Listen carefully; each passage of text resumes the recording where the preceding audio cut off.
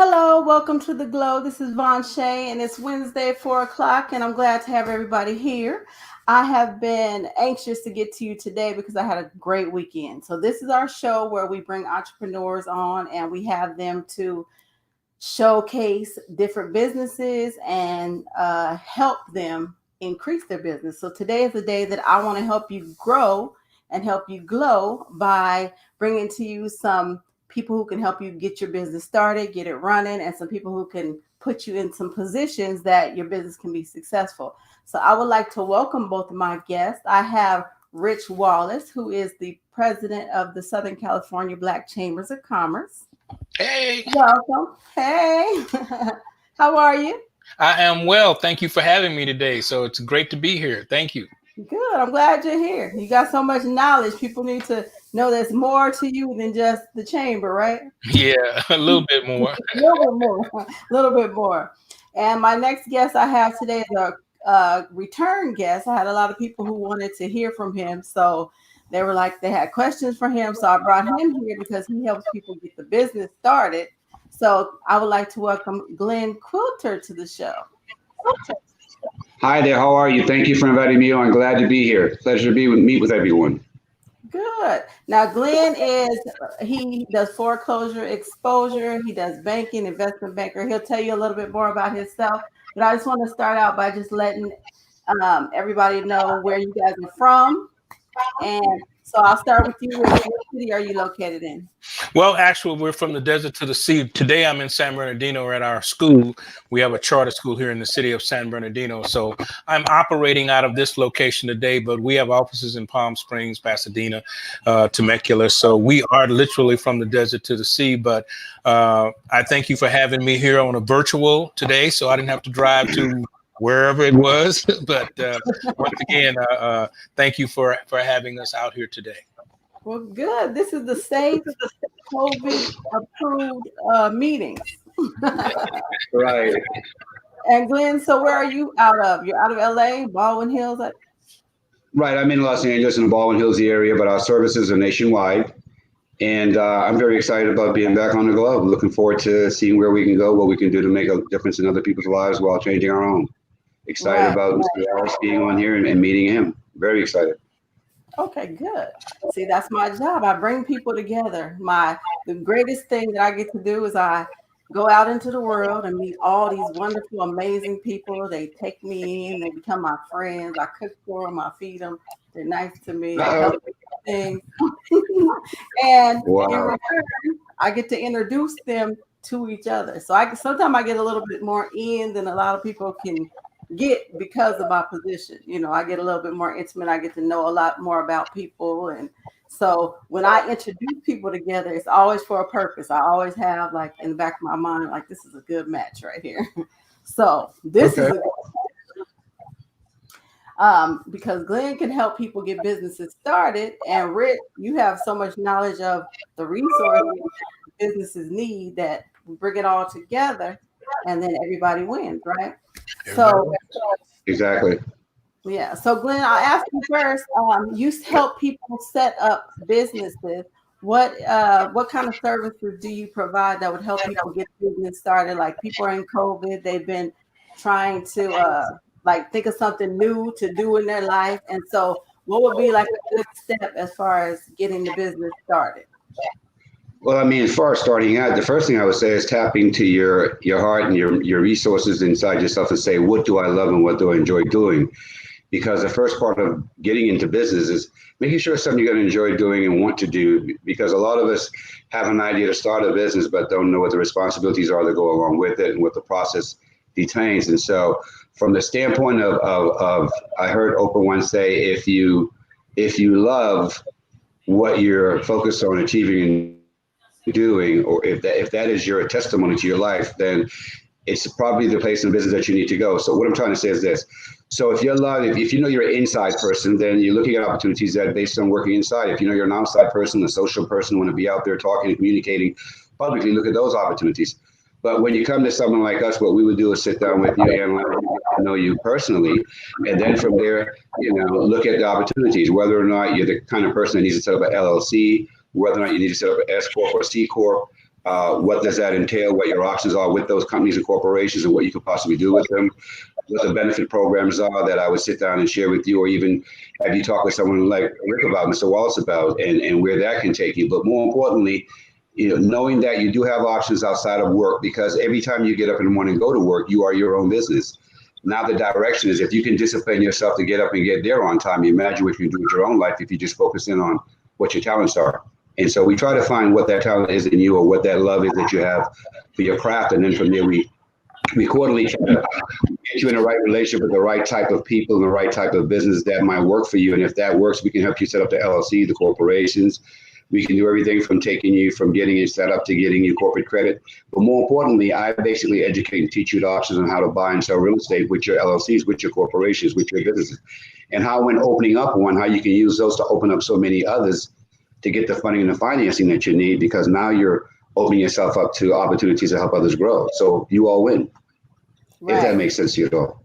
Right. That's what the glow is all about. It's like we have people who are very passionate about what they do, and sometimes you get pulled in a lot of different directions, and there's so many different means to get money out there. Like there's multi-level marketing, and some people are not good at that. And so a lot of people have passionate things that they want to do. So I would suggest that always follow whatever your passion is and turn that into a business. Right. And then you don't have to feel like you're working too hard. Right. Right. Well, so now, I'm sorry. Oh, no problem. No problem. We're having a conversation here. I'm sorry. I wanted to go ahead and ask Rich. Rich, you've been working with the Chamber how many years? Oh, I've been with the Chamber since inception in the 92 area, when we started these things with the California State Black Chamber of Commerce and Organizing.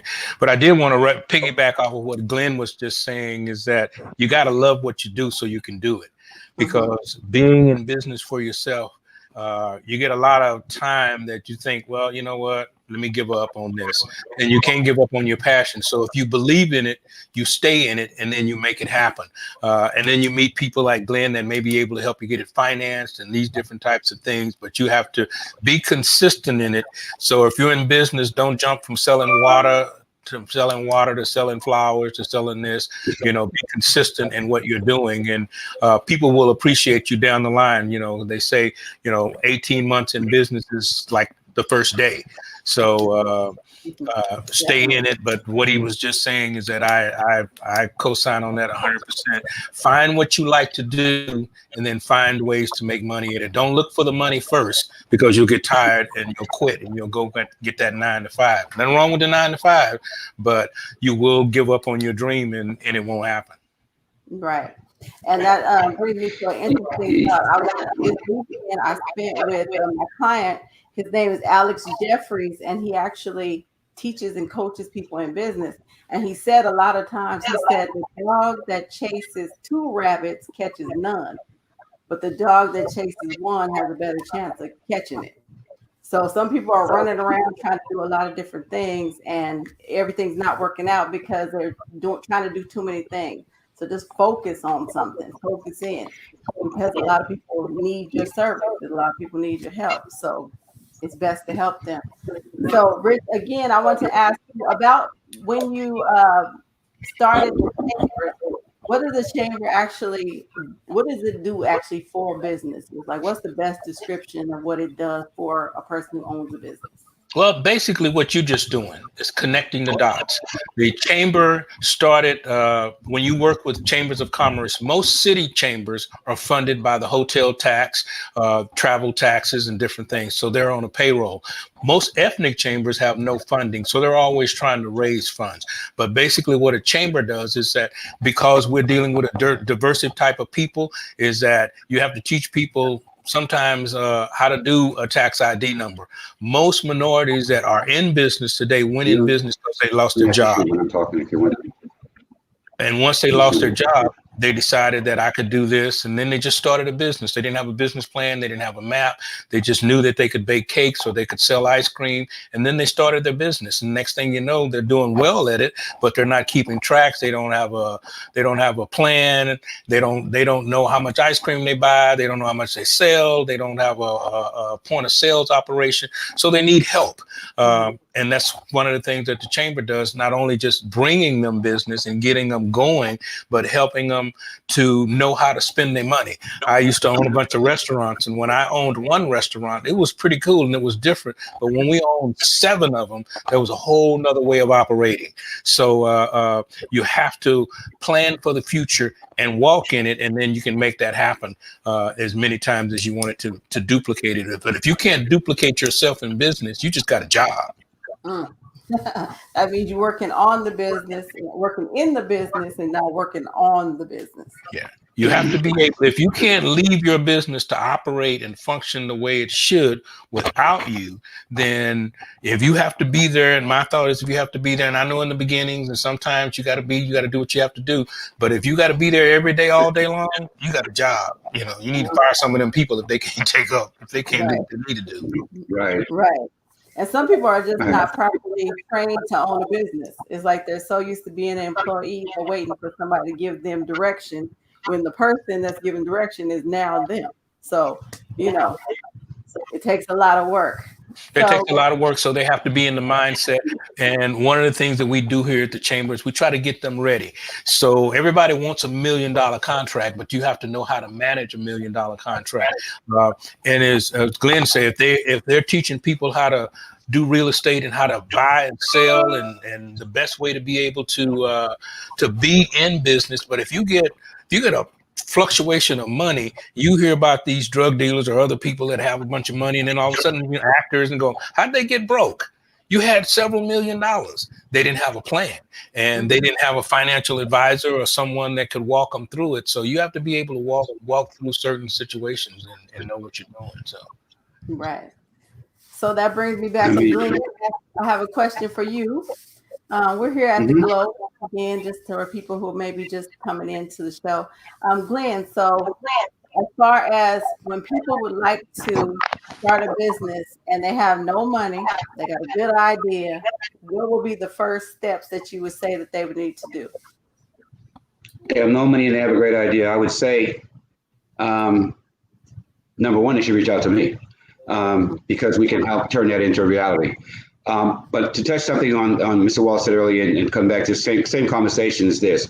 We don't know that when we have a business that we create or start, whether or not we like, let's say we get into something that we really don't like it, we don't like how it's working for us.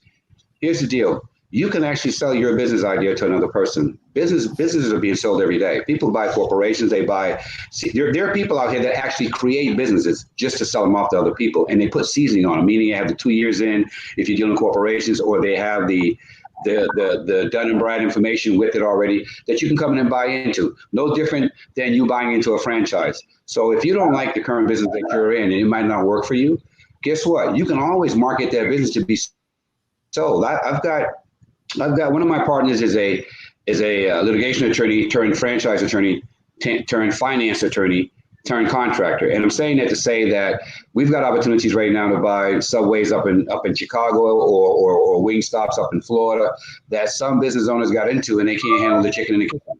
So they want to get out. It's not for them. But you got to buy them out of their debt, which might be a loan they took out besides the franchise cost.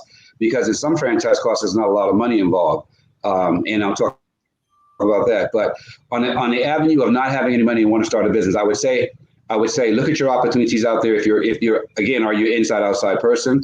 To create an LLC, to create a business, or to create what's called a business on paper, realistically costs you about $100 if you know what you're doing. It's putting it together and knowing how to deliver it where you need to deliver it to make it happen. Of course, the people that you have to go through to get the services done, including the companies I work with, they charge $500 or $600 to get it done. But it's easy to set something up. It's easy to achieve things. The issue is maintaining. So in saying that, the government only requires you have a 500 credit score to buy and sell real estate. The banks individually require different things. So don't get lost and think you need good credit to get things started. Number one. Number two, opportunities. If I am losing my home in foreclosure and I owe less than 60, 70% on a dollar on it, anyone can walk in there with a job and a 500 credit score and get financing even through the government at 80%. Not knowing, yes, there are programs out there called the gift of equity that you can buy, sell, and do deals with, that you don't need any money to come into the deal. You just need the opportunity of people that are losing to say, hey, can you help me? When you have communities like Lancaster, California, where you have 700 homes in foreclosure, in those little 3 zip codes. You got to realize that not every lender is going to get bought out, or if not every deal is going to get closed. So therefore, from a banking perspective, if you came to me and someone owes me $400,000 and the property last loan was taken out for $600,000, and you're willing to give me $300,000 and put up your income, your W-2s, your pay stubs, your profit and loss statements, or your tax return, and assume that debt, and you're not related to that individual, in a relation, it has to be a gift of equity loan. In a non-relation situation, you can actually buy people out, you can bail people out, you can bring mortgages current. There's all kinds of programs available. You just have to understand how they work and how they can work for you. The bank is not the enemy. The miseducation in this business is that banks are the enemy. They're not. The thing is that we don't communicate with the banks when going through our challenges. We communicate with the options that are going to take us down the road we don't want to go. So let me get it more simple. You need a 500 credit score to be in the lending business. If you don't have a job, then create a business. Create your own LLC. Look at that LLC as a marketing tool to say, hey, I have this LLC. Okay, my credit's not the best, but I can get together with other people and we can help each other achieve that goal. You notice that when you're working in the area, Bank of America was financing people that weren't even U.S. citizens to buy homes in America, and all they had to do was come together, 3 or 4 family members, put up the money in a down payment, and make it happen. One person might have used their credit, but the rest of them put it all together. So I would say it all depends on who you are in your situation.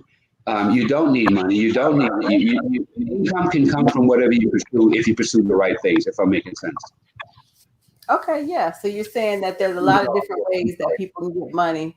You can get it from property, you can get it from lenders, from the bank, but first you just have to come up with what is the idea for your business before you just go out there getting money, because somebody may have the business that you want and they don't want to run it anymore. Is that what you're saying? Well, it's like this. If you got 40 million people out of work, if you got the CNBC is reporting 40 million people now about to face foreclosure. Once that default happens against me, I'm stuck at 60 cents on a dollar with my property. So it doesn't matter if I have $1 million house, because they won't let me know more than 600,000, and I still got to qualify for that. So obviously, if I'm losing my home and I'm not in that position, and you walk into my life and you don't have any money, but you got a decent job, you can bail me out. I just have to sell the property to you, give you the credit you need for down payment, and allow the financing to happen. At the end of the day, the bank is not going to tell you, no, I don't want my money. It's the relationship between the buyer and seller, their relationships. The problem is the miseducation between the real estate community and homeowners and banks. Okay. All right. Thank you if so that much makes for sense. that information. It does make sense, as far as people sometimes they have property, which is money, and they don't know that's something that they can use. Now, you have a lot of experience with franchise. And when he mentioned that, that's really how I got my franchises. That once I owned one, I've talked to other people that had them, and they're just worn out from running them or whatever reason, or it wasn't for them, and they just decided to get out. And I was buying up the franchise of restaurants as they came available. And then the franchisor at some point would call me up and give me a store. Like, okay, well, you're doing well with these 3 locations. You want another one? Guy's going to shut down. This is what you need. So I'm a believer in franchising. In fact, we have a charter school in the San Bernardino region and one in Ontario. And as he was saying earlier, we started this charter school. I'm looking to sell it in a couple of years, or maybe in a year, that we would sell both locations. We're doing fine. We are funded by the Department of Labor. So, and we deal with at-risk kids. We're not competition for public schools. So we take the kids that the public schools won't take. Ms. Vonshai, she did our cooking class for 1 year. Home economics was teaching the young people how to sell groceries, how to buy their groceries, and then how to prepare meals and how to make it last for the month and that kind of stuff. So we give our students skills that they can use when they get out of our school, out of the high school program that they're in. So those are some of the things that we have. But in the same time, I'm constantly talking about them buying franchises. I mean, you can get a Jiffy Lube, you can get into a Jiffy Lube for less than $5,000. So there are quite a few small franchises that are available that people can get in. The best thing that I like about franchises, what he was saying, is that it comes with training. So they're usually training manuals, and you have to go away for a few days to know how they want to make that particular printing shop, or how they want to make that. McDonald's burgers taste the same no matter where you are, whether you're in Europe or Texas, because they follow that pattern. And that was one of the things that I learned in the franchise business, is you create that model, and that's how we do our charter school. So it's a model, and it goes well, and we've had an increase in students and student count and all of that kind of thing. And we try to make it look easy. And if it's the chamber kind of went into the whole school thing because we needed to train small business people. And unfortunately, a lot of people get to be over 40 and they stumble into the business. And for us as a people, they don't know how to take good advice. They want to do what they want to do. So we started with younger people, getting them ready, as opposed to getting them ready for a job. We start with getting them ready to own a business. And we've had quite a few successes that have come out of high school and actually started either online businesses and other businesses. We teach them how to buy and sell on Amazon, and just things like, because you have to find a way to survive. I mean, right now there are no jobs available. There are jobs available, but you can't go to them because you'll get sick and die. So, as the job market goes back, we try to teach our young people, or our people here, is that we need to be in the job giving business, as opposed to trying to get your resume dust off and go in. I don't know if I could make a decision for an hour lunch. It takes me 20 minutes to figure out what I want, so if I got an hour lunch and I got to get back to work, that's a difficult process. And Glenn's laughing, but Glenn knows. Glenn ain't never had an hour lunch probably. He take 2 hours. But that's a power. What's interesting is we're on the glow, and you've just glowed me, because part of what I wanted to do to give back in the future was I wanted to create a school for young men, and a consultant school. I say consultants because it gives them the opportunity to pull up their pants, teach them consulting services, that area, because it allows them to go on the law and the real estate and the banking and the lending, no matter anywhere across the spectrum board.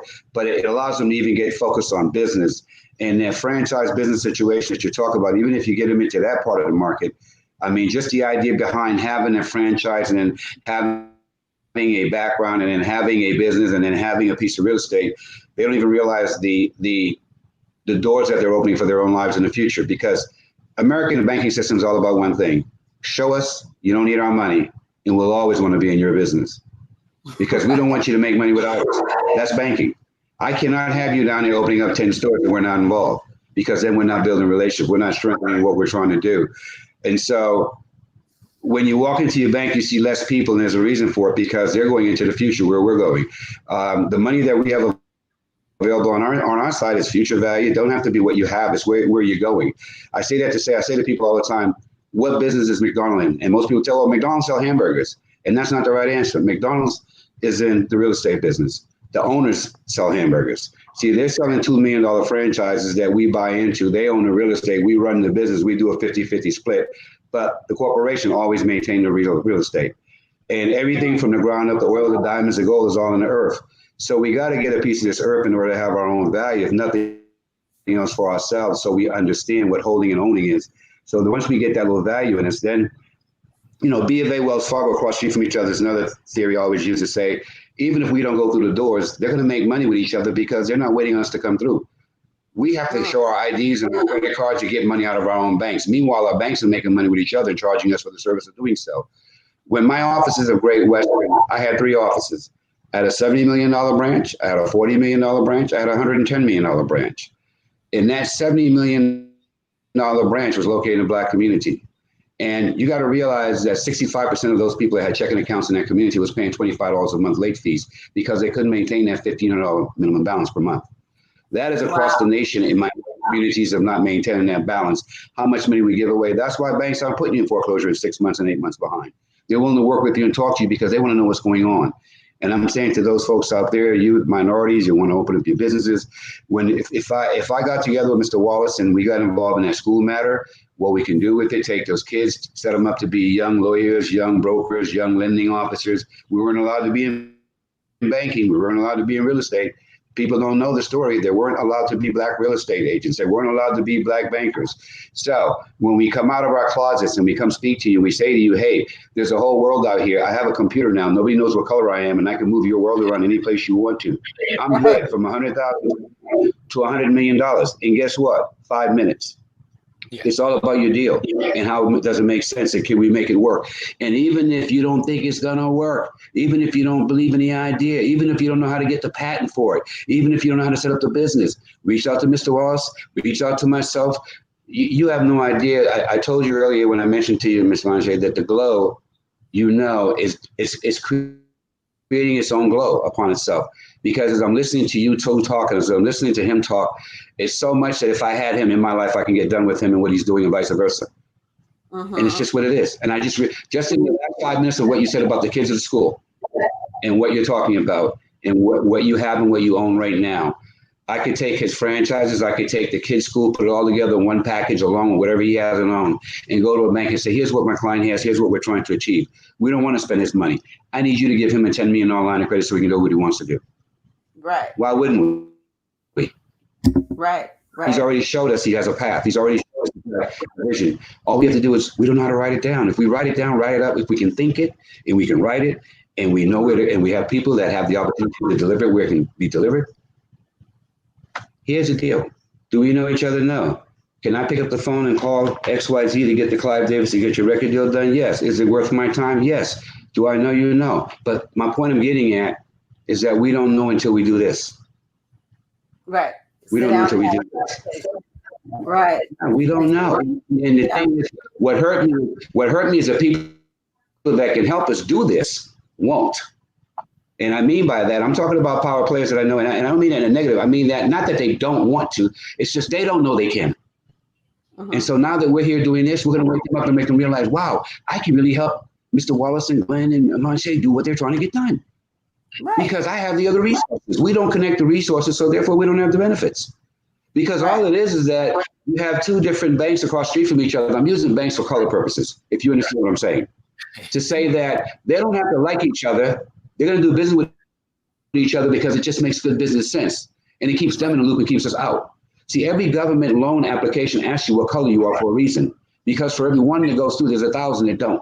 Or for every 1,000 that goes through on that bank side, only one of us is going to go through. So whether or not we get rid of discrimination and all this other craziness with the cities and the locals, until the feds recognize and say, let's be fair on the paperwork and everything else going through. You know, I spoke to the SBA. There's 10 million people waiting in line to get an SBA loan. Well, how much you want to guarantee out of 10?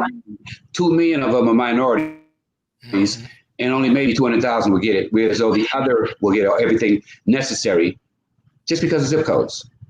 Right. Your zip codes tell who you are, where you are, what you're doing. And so does your area codes. Okay. You know, so anyway, I just thought it was interesting schooling the kids, and it really touched me because that's something I want to do. I want to get involved in teaching our young men how to realize that they're being sought after and watched from the time they hit Facebook, Twitter, Messenger, whatever the young kids are on right now. I understand that we are in a different age bracket because these kids are getting the information at 1,000 miles an hour, whereas though, you know, we were just trying to figure out how to use a brick phone 20 years ago. So different mindset, but I thank you for this opportunity. I really do. Right. And Rich, so as far as the school is concerned, that would be really helpful to you to be able to have somebody come in and help you package something up so you can.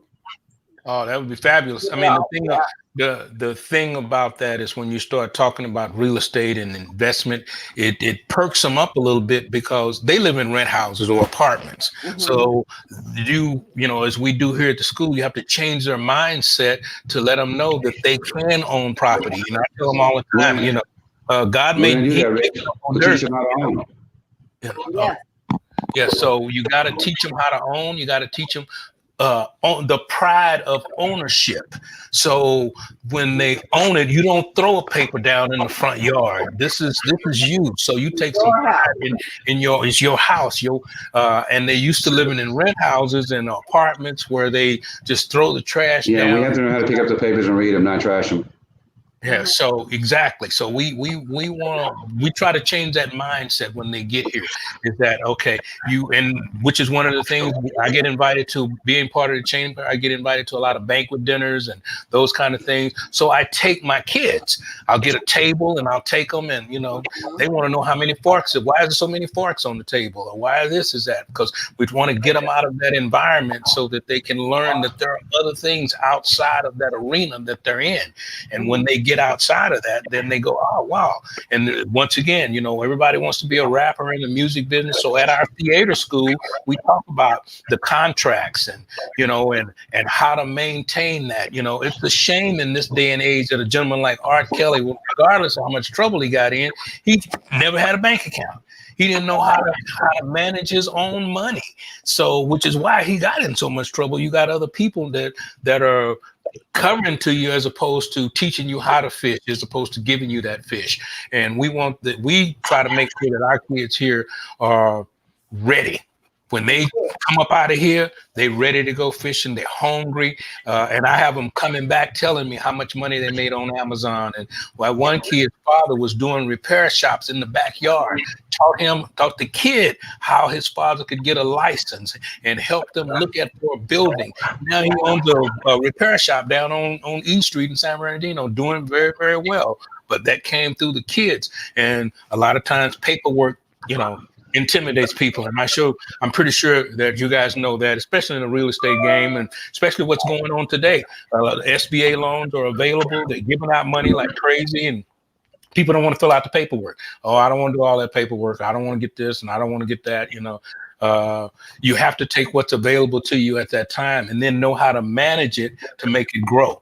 That $1,200 that the president gave out, that ain't a lot of money, but to some people that's a lot of money. So if you manage that $1,200 in your world, that $1,200 is could go a long ways. But you know how to manage it. I'm researching stocks now, trying to see, okay, Apple is selling for this. I bought an Apple computer. I could have bought Apple stock for what the computer cost me.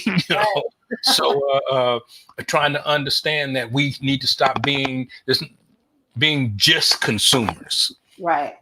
So all the money and just spending, and instead of putting it back or looking at how you can turn that. And some of these young people come in and they can, what they call it, flipping the money in the street. So I can take an ounce and I can turn it into a pound or however it is they do that kind of stuff.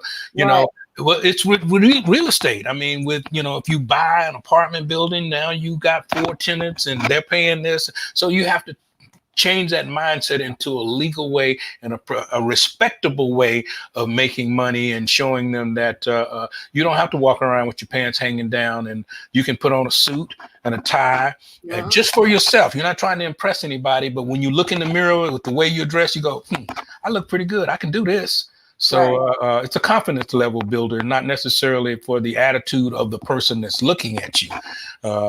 I know sometimes when I get dressed a certain way, I'm gonna kill them when I get to that office today. I'm ready. I got the competitive edge on top of them, so I'm moving forward. But sometimes it's how you present yourself, and if you have confidence in it, and if they can see the end result, if you can show them a house that they could live in, and then you back them up with, say, okay, this is how we're gonna get to that $1 million house. Right.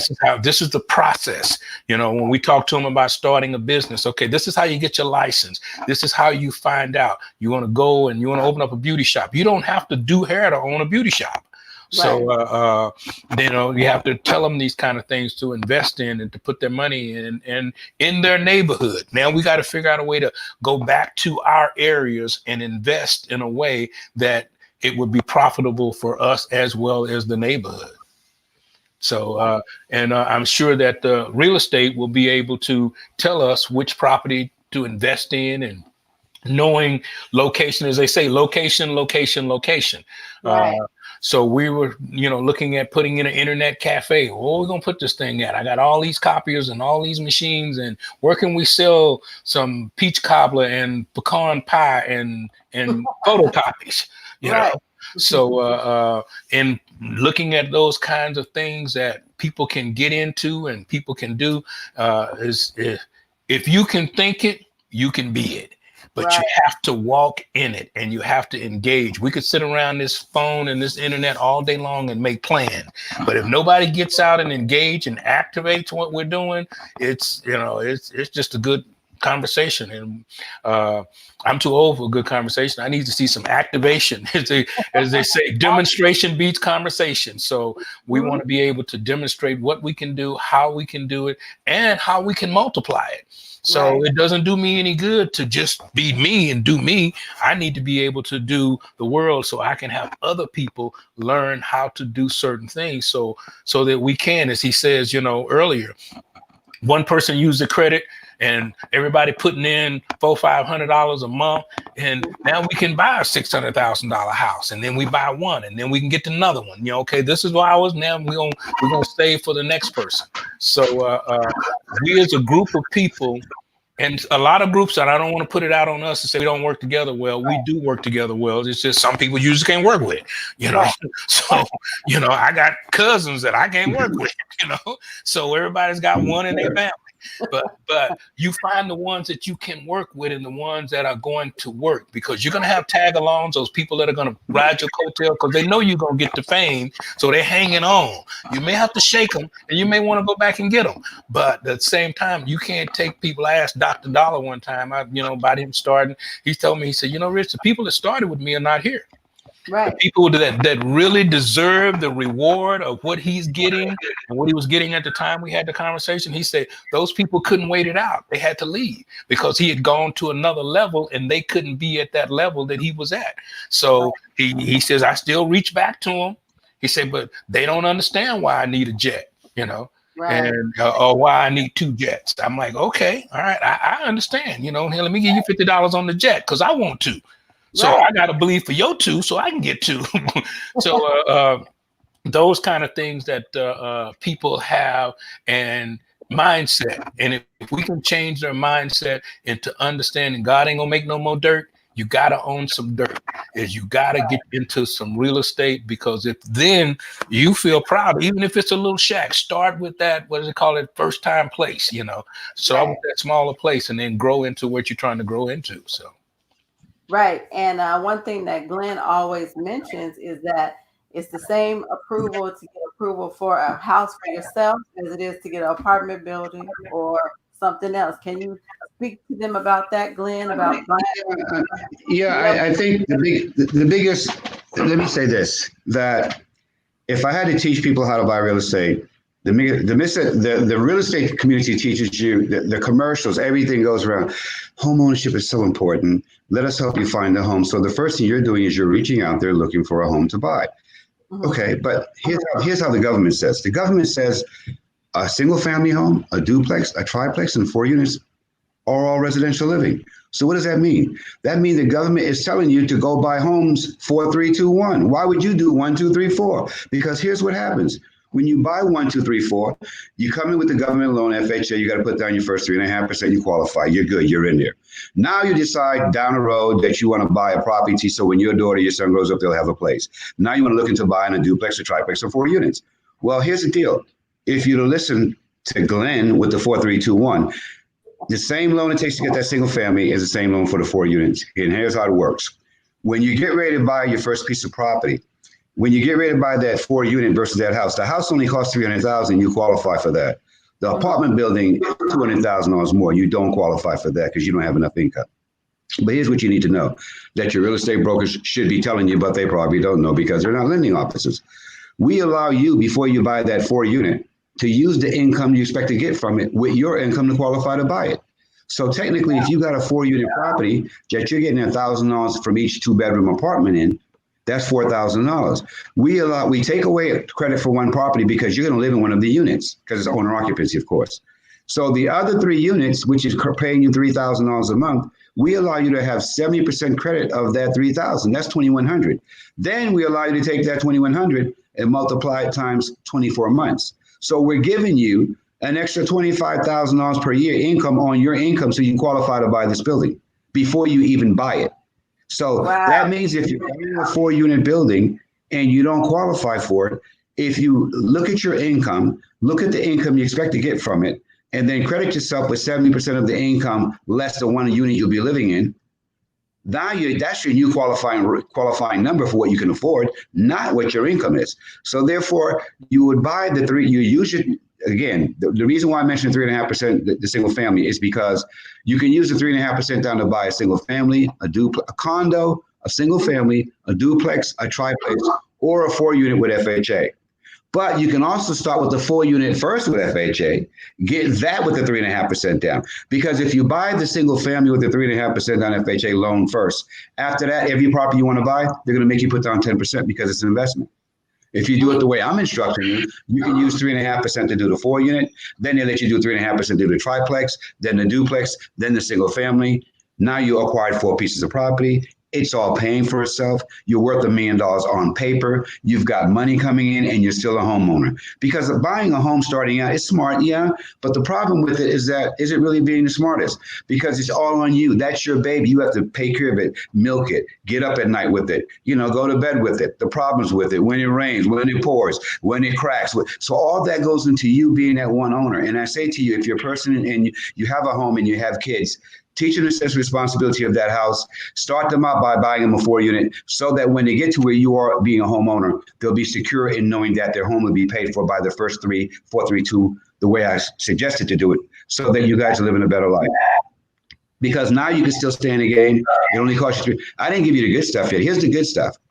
If you happen to buy a property from someone that's upside down, or in foreclosure, especially upside down, they owe the bank $600,000. The property's only worth $500,000. Here's what your brokers don't know that you need to know: the government and the bank will allow that person selling you their property to credit you to 6%, not 3%, 6% towards buying it. So that covers your 3.5% down. That covers 2% towards your closing costs. You really don't need nothing but $500 and somebody to open up the escrow with, and somebody to give you a loan for the rest of it.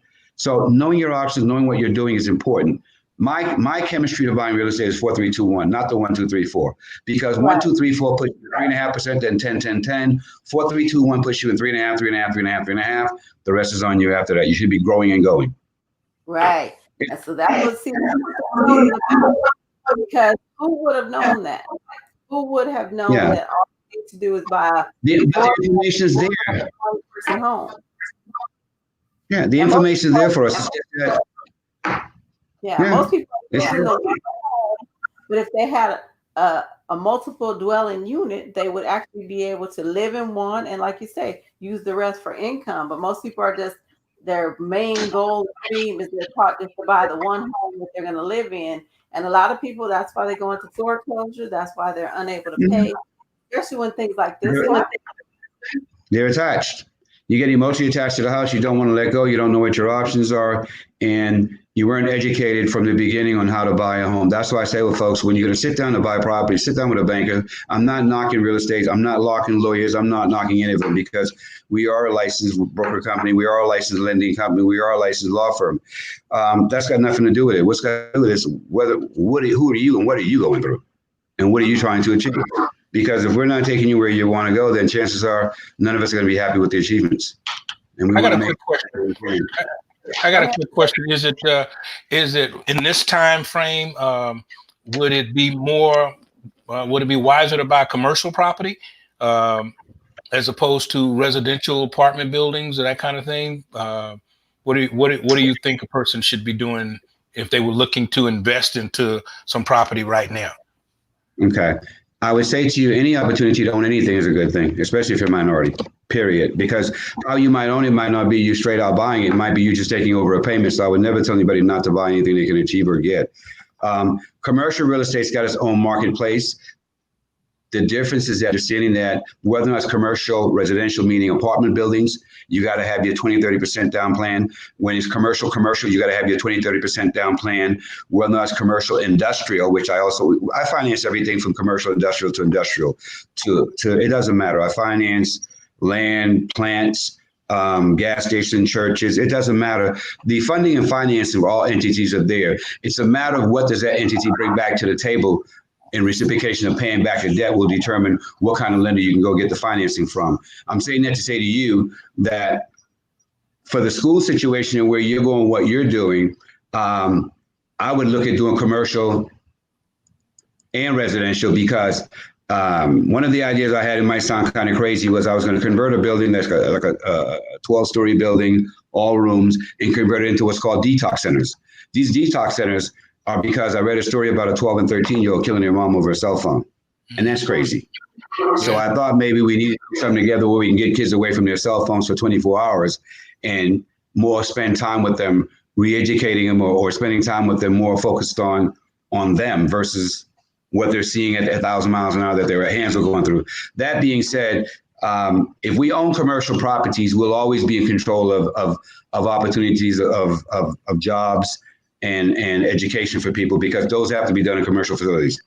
If we own residential properties, we'll always be able to take the full benefit of the government consumer lending laws. You know, I can get you 100% financing on single family. I can get you 100% financing on any property that's single family, 1 to 4 units, on buying them, on upgrading them, remodeling them. I can get you future value money on any 1 to 4 unit, meaning I have a client right now with a triplex in Venice Beach, as is value is $3 million. If I knocked it down and I flipped it into 4 condos, they would sell for $3 million each. So depending on what it is, and I can get the full financing, not based on what it's worth, but based on the future value, what I'm going to take it to be. So in his case right now, he's sitting on top of a $3 million triplex, but converted to 4 single family homes or 3 homes on that property, they're worth $3 million each. But they're trying to steal it from him for 1.7 because he's the last black ownership in that area and he doesn't get it. And so, like you said, some people you can't take them where they don't want to go because they don't understand, and he doesn't want to get involved in that area. He just wants to, do what he wants to do. But the reality of it is he's losing out on over $10 million worth of his property, and he doesn't get it. And there's a lot of us like that out there. Trust me. And it would hurt your feelings to know that one of my current scenarios that I have right now is a woman sitting on a property right now that, as its value, is worth $7.5 million. Current condition of the property is 5.5, and that's only because her house is only 3,800 square feet. But the property is loaded at the very top of Bel Air, and across the street is a $125 million home. And what she's sitting on, that's worth $7.5 million to her, is worth $60 million to me because I know what to do with it, and she doesn't. But because she's emotionally attached to the property and caught up in the fact of trying to borrow $7,000 from me and $9,000 from me, and I'm trying to offer her $4 million to buy her out the deal, $4 million for her pocket. Let me take over the deal and make it work for her before they come and take it from her. She's in court thinking she's an attorney, and she's a songwriter with no songs published. So fighting the mind is a dangerous game. And I've got clients in BA court with hundreds of million dollars worth of properties that are not minorities that are getting beat up. So you got to know your options out here. But, again, it's here for us. We just got to take advantage. This is a real great mind-opening experience. It's going to help me to get away from myself. Yeah.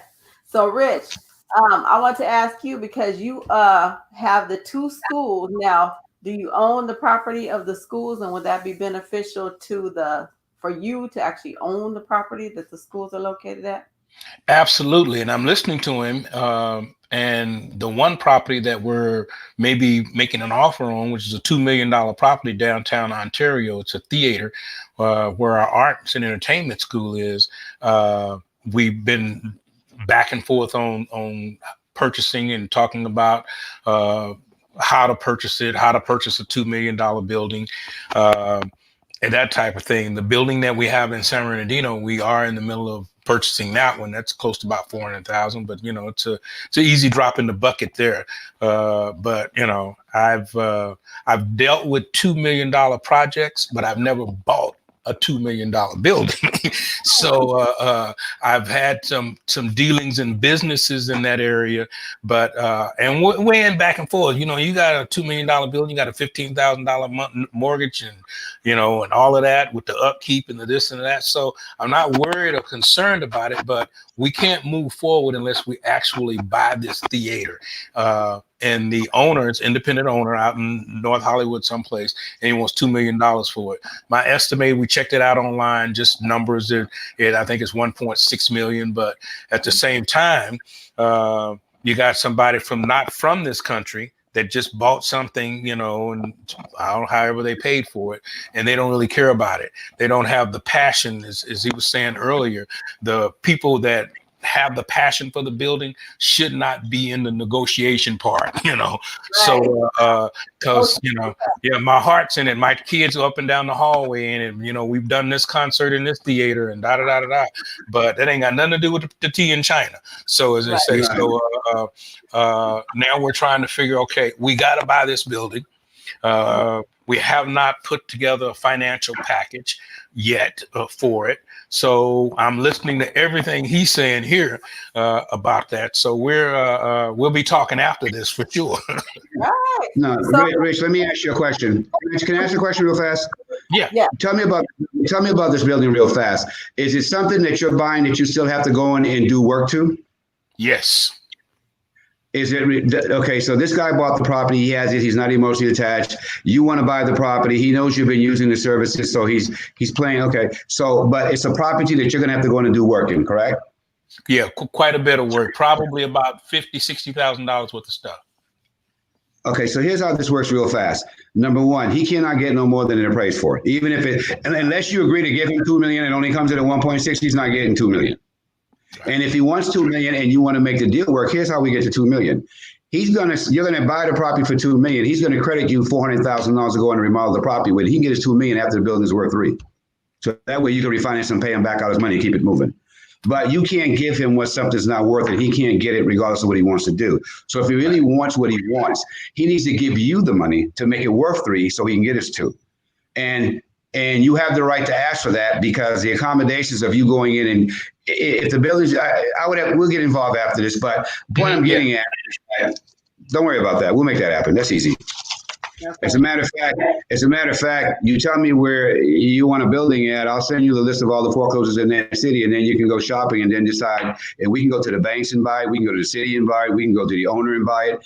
And if we sit down with the owners, I promise you, they won't give you a hard time about anything you want. Just let me have a conversation with them. We're going to give them an offer they can't refuse. Okay. We will be talking after this. Well, see, I'm glad that you guys were able to talk here and get to know each other and what's going on and the different possibilities, because to me, that's like a matchmaking. Yeah, well, no, I mean, getting things is easy. It's about maintaining out here. Right. Yeah, because I found that out with when I owned all the restaurants. Like I say, you know, owning one was one thing. Now you got 7 of them, trying to maintain 7 locations. And I'm in the Dallas-Fort Worth area, and I live in LA, so I was flying back and forth a lot. You know, so yeah. I would have probably had you set up 7 different, you know, accommodations to those LLCs and let them do what they're supposed to do from here there, and it would have doubled. It's okay. We'll get together. We'll get together. We got things. So I have some final questions. We're almost at the end of the show. Been a great show. I think it's a lot of good information.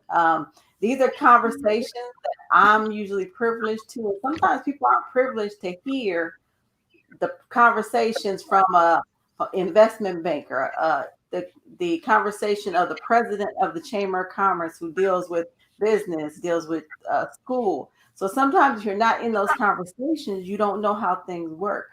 And so that's my whole purpose when I bring these shows together, is just to give people an insight to conversation. So right now you're watching that I brought 2 people together who both have what the other one needs or can use. So these 2 people come together and be able to be of service to one another, which is service other people. That's the glow right there. That's bringing things together. He might not have been able to meet with him because he didn't have the perfect thing to put them together. Sometimes you got a puzzle, and once you put the pieces together, then you can see exactly what everything is. So I'm glad to have both of you here. And I have one last question before we go. And the question, I'm gonna start with Rich. The question is, what besides what we already heard, your blessing that you were going to be able to speak with Glenn and go over that. What is the ultimate goal for you as with your businesses, with the school, and with so many things that you're involved in? Like, what is your ultimate goal at this point, 2020, when everything has changed? What's your goal? Well, our goal is to come out of this prepared and ready to go for right now. In setting goals, we have short-term goals, long-term goals, and lifetime goals. Right now, our short-term goal is to build our infrastructure while this is down. Most of my kids, well, 90% of our kids are doing online, so they're not on campus. When that comes back and they come back on both campuses, is to be ready and to stay in front of sponsors and people that contribute to the schools and the chamber. In our chamber area is to constantly bring in more businesses and to bring them up to speed. And I call this, while this downtime is going on, we need to be having an uptime. So uplifting everybody in this process and making sure that they're ready to go when they come out, getting with Glenn now in the real estate, so people that have funds that they can buy. So when this thing comes clear and businesses start opening back up again, our short-term goal is to have several things ready. I'm a public speaker. I do a competitive edge. I talk to people about how to activate their competitive edge. I believe everyone already has it. You don't have to look for it. But what I want to do is show you how to activate it and put it into action, because nothing works. And I use the word engage. You have to engage today. Right. So if we start engaging these ideas and these campaigns, our short-term goal, and then it turns into our longer goal, is to follow that person or persons along the way until they can walk on their own, or they can Right. be able to run and lift up and do the things that they need to do. We're in the process of understanding stocks and these kinds of things now, so that if for those that want to invest in stock, they need to understand them. So we're bringing people along that understand that. This gentleman here with real estate, what he was saying about home ownership, I know a lot of real estate agents, and we probably got at least in our membership, maybe 40 or 50 real estate agents from Temecula all the way in LA, all the way into Barstow, Victorville, Palm Springs, all over the place. I've never heard what he said today in the 20 minutes that we had to be able to talking about that. So those are things that people need to know. How to buy, what should I, I look at buying, why would I buy a 4-unit apartment? I want to get me on my house and me and my house and me and my yard and me and my pool. No, I want that 4-unit apartment, and I can still have that pool, and I can still have those other things with money now paying for it while I'm sitting here. So lesson learned. Right. And I appreciate that, Miss Vonshai. So I appreciate being invited. I enjoyed the show. Thank you so much for having me on. And we look forward to being able to do business with you and others in the future. So thank you again. Thank you so much. Thank you so much for being here. I know you're a wealth of knowledge, and I know it's not the first time you're coming. It's the first time you're coming, but it will not be the last. We'll have you back, because I like to keep digging from deep wells. If I only talk to you one time, that means you don't know enough. Amen. So, Glenn, you have a couple minutes left. So can you just give us, as far as what is the future goal of what you're doing and how you're helping people? What's the outcome for you? Well, right now, the most important thing that we're putting together right now is, of course, we're trying to put together a show called The Fixer. And what The Fixer is about right now is basically bringing to you stories of clients, people that I'm going to show you, African Americans and other minorities, achieving their goals of having a home and building on to that and adding to that adventure. That there wasn't just an Obama in the White House for 8 years and Black people have gone back to not having anything. I'm going to show you how we can take it from 0 to 100. We're going to be showing you how we're taking families that have lost everything and putting that back on track. We have a young man that we're going to bring to you that's lost his wife. just stop living and decided to live again, and what we've been able to do with his life and take him from being a homeowner to a property owner and where he's going with his life. And for the business, what we're doing is the first minority-owned foreclosure investment company where you can come to if you're losing your home, know what your options are, and reach out to us. We're building another company called BHA, Black Homeowners Association, where if you're Black and you're losing your property in foreclosure, give us the first opportunity to buy it, to walk you through it, to give you your options, know where you're going, what you're doing. And it doesn't matter whether it's a house, a home, commercial properties, residential. It doesn't matter if it's yachts, airplanes, and properties. What matters is knowing your options, knowing where you can go to do. And we're giving you a consultant service that consists of protecting you from yourselves when you don't know what your options are, when dealing in real estate, when dealing in banking and lending. Because the last place you want to go and the last place you want to be is in court, trying to fight over what you own in a system that's working against you. And it's unfortunate that a lot of us, when we're facing foreclosure, we don't know what our options are. Why would you not go to a bank if you're losing your property? You need somebody to borrow money from. Why would you not go to people that can lend you money? Why would you run the other direction? So the miseducation of going the wrong direction and trying to bring them back to where we need to be, that would be the focus. The first minority-owned foreclosure consulting company. Right. Well, thank you so much. Thank you for all of the information that you have given us. This has been another episode of The Glow, where we bring people out. We let people know what's going on in the world. What are your options? What is going on with business, with your relationships with business people? So thank you again for watching The Glow. We'll see you again next Wednesday at 4:00. And who knows who our guest will be? Somebody who can glow you up. Thank you very much. This is Vonshai. Everybody Thank you. Until I see you again.